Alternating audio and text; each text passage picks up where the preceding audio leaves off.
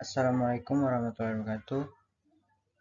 Perkenalkan, nama saya Ferry, kelas pagi C, NIM 1910 417050, mata kuliah Manajemen Pemasaran Internasional dengan dosen pengampu Adi Mursalin SEMM. Hukum Perdagangan Internasional. Bab 1. Tinjauan umum tentang hukum perdagangan internasional.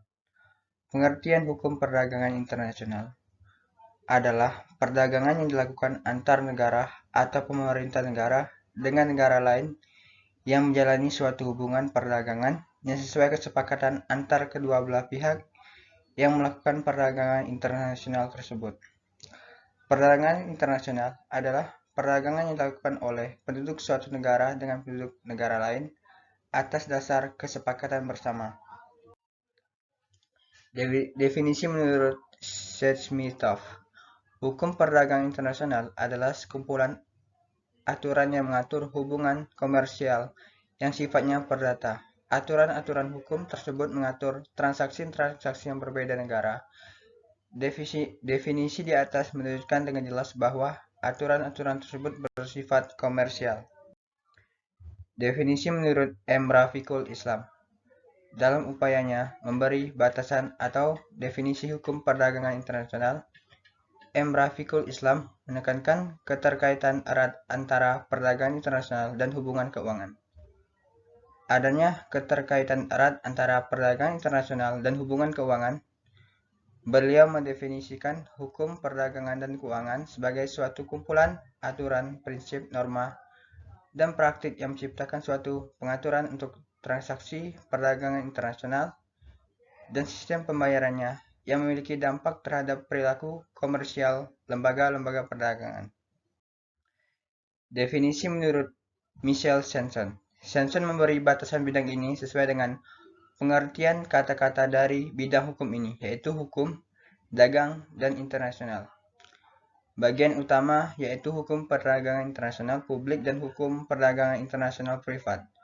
Hukum internasional publik adalah hukum yang mengatur perilaku dagang antar negara. Sementara itu, hukum internasional privat adalah hukum yang mengatur perilaku dagang secara orang perorangan di negara yang berbeda.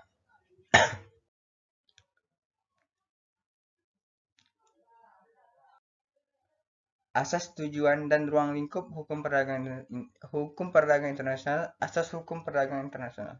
Selanjutnya, perlu diketahui asas dalam kontrak dagang, khususnya untuk melindungi hak dan kewajiban, baik penjual maupun pembeli. Yang pertama, asas kebebasan kontrak.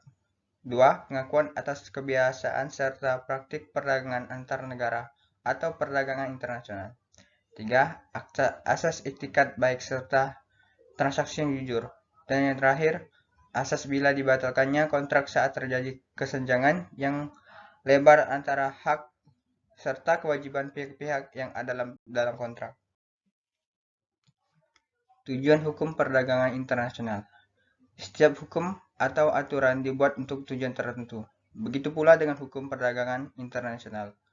Aturan ini dibuat dengan tujuan perlindungan kegiatan perdagangan yang menjadi satu-satunya cara membangun ekonomi suatu negara, mencapai perdagangan internasional yang stabil, menghindari kebijakan dan praktik perdagangan nasional yang merugikan negara lainnya, meningkatkan volume perdagangan dunia, menciptakan perdagangan yang menguntungkan bagi pembangunan ekonomi setiap negara, meningkatkan standar hidup manusia, memberikan lebih banyak peluang lapangan kerja, mengembangkan sistem dagang multilateral yang menciptakan kebijakan perdagangan yang adil dan terbuka bagi semua negara, meningkatkan pemanfaatan dalam pemakaian sumber kekayaan dunia sehingga bisa meningkatkan transaksi jual beli.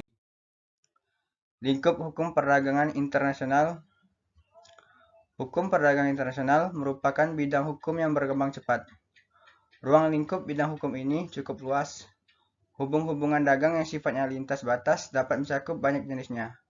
Dari bentuknya yang sederhana, yaitu dari barter, jual beli, barang atau komoditas, hingga hubungan atau transaksi dagang yang kompleks. Tak ada. Tak dengan aku. Dari definisi tersebut, tampak unsur-unsur sebagai berikut. Hukum perdagangan internasional adalah sekumpulan aturan yang mengatur hubungan komersial yang sifatnya hukum perdata. Aturan-aturan hukum tersebut mengatur transaksi-transaksi yang berbeda negara. Definisi di atas menunjukkan dengan jelas bahwa aturan tersebut bersifat komersial.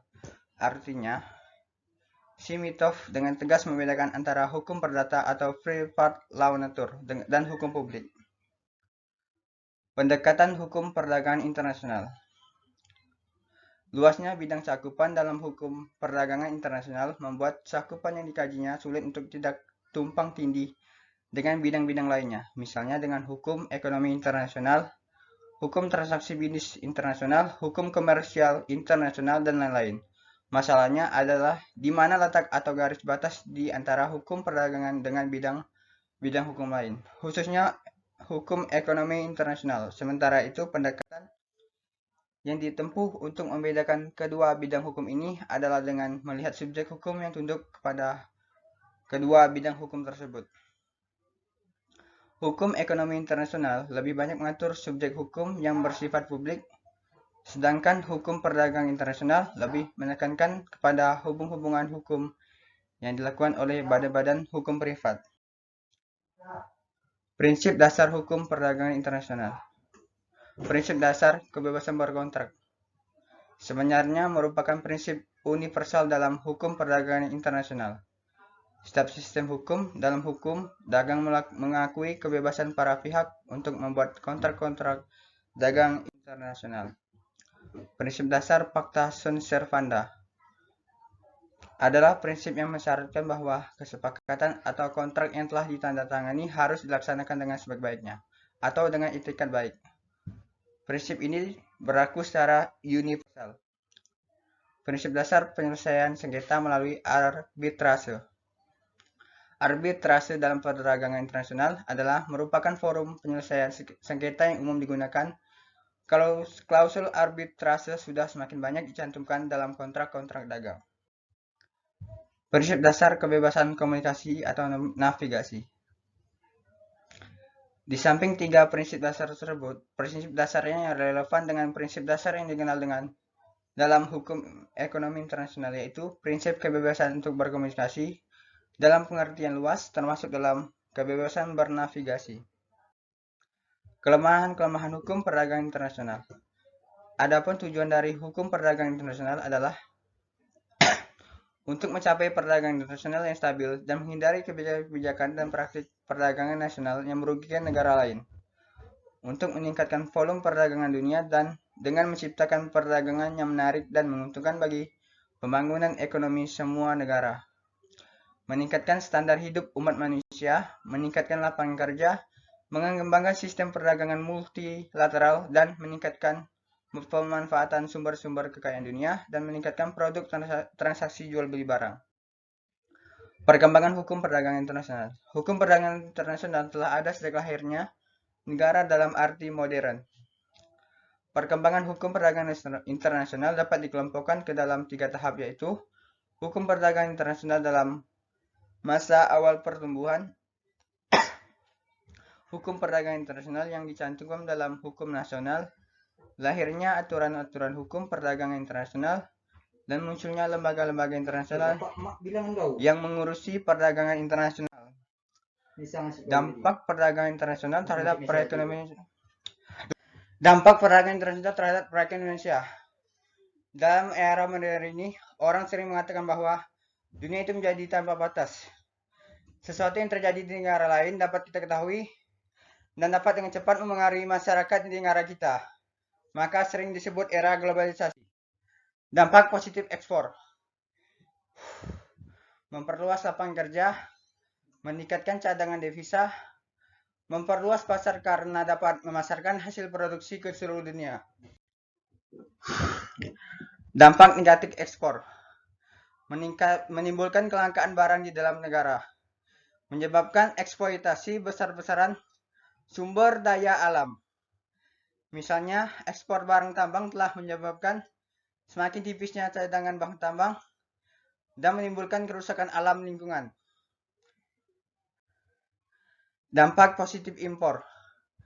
meningkatkan kesejahteraan konsumen karena masyarakat Indonesia dapat menggunakan barang-barang yang tidak terdapat di dalam negeri. Meningkatkan industri dalam negeri, terutama yang bahan bakunya berasal dari luar negeri.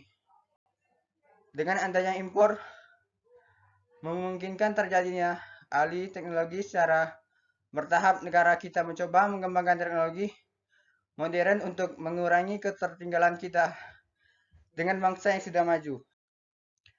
Dampak negatif impor, menciptakan pesaing bagi industri dalam negeri. Dah Pak, digagal motor Pak. Menciptakan pengangguran, artinya kita telah kehilangan kesempatan untuk membuka lapangan kerja. Konsumerisme, artinya konsumen berlebihan, terutama untuk barang-barang mewah. Contoh, pakaian mewah, mobil mewah, dan alat-alat rumah tangga mewah. Hambatan perdagangan internasional. Berikut hambatan perdagangan internasional, diantaranya perbedaan mata uang, kebijakan impor suatu negara, proteksi, kuota impor, perang dan resesi, adanya tarif yang dibebankan pada atas melintas daerah pabean.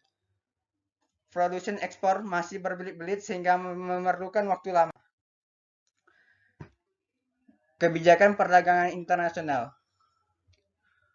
Berbagai macam kebijakan yang mungkin dapat dilaksanakan suatu negara untuk mendapatkan manfaat dari kegiatan perdagangan internasional, antara lain proteksi, perdagangan bebas, dan politik dumping. Proteksi adalah kebijakan perdagangan internasional yang bertujuan untuk melindungi produksi dalam negeri. Bentuk proteksi yang dapat dijalankan suatu negara antara lain larangan impor, melarang impor produk tertentu yang juga diproduksi di dalam negeri, terutama untuk barang-barang yang memiliki daya asing lemah.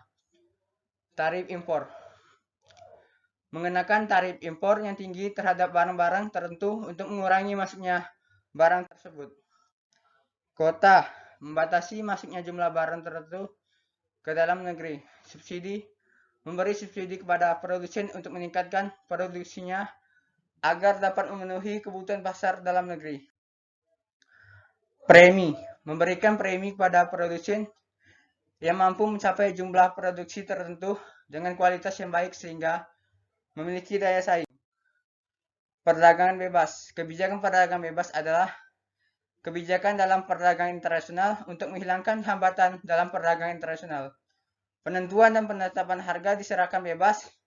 Itu hanya berlaku bagi negara anggota yang tergabung dalam kelompok perdagangan bebas tersebut. Politik dumping adalah kebijakan perdagangan internasional yang menjual hasil produksi lebih murah di luar negeri dibandingkan di dalam negeri. Tujuan politik dumping adalah untuk meningkatkan daya saing untuk memperluas pasar. Terima kasih. Wassalamualaikum warahmatullahi wabarakatuh.